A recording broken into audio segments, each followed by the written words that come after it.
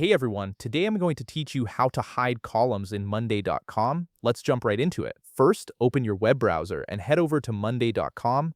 Once you're there, log into your account using your credentials. This will take you to your main dashboard where you can access all your boards and workspaces. Now take a look at the left panel of your screen.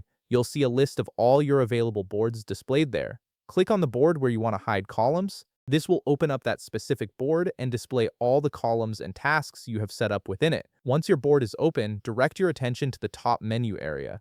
You'll notice several options available for managing your board view. Look for the button labeled Hide and click on it. This is the key feature that gives you control over which columns are visible on your board at any given time. After clicking Hide, a drop-down menu will appear displaying all the columns that are currently part of your board. This list shows you every single column, whether it's visible or hidden, giving you a complete overview of what you're working with.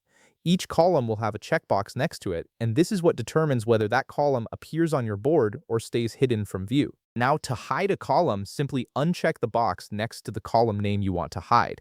As soon as you uncheck it, that column will disappear from your board view, helping you focus on only the information that matters most to you at the moment. The great thing about this feature is that you're not limited to hiding just one column at a time. You can select multiple columns by unchecking several boxes at once, which is especially useful when you need to simplify a busy board or customize your view for a specific task or presentation.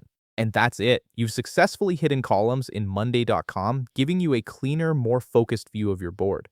This feature is really handy when you want to reduce visual clutter or when different team members need to see different information without creating separate boards. If this video helped you out, be sure to leave a like, subscribe, and I'll see you in the next one.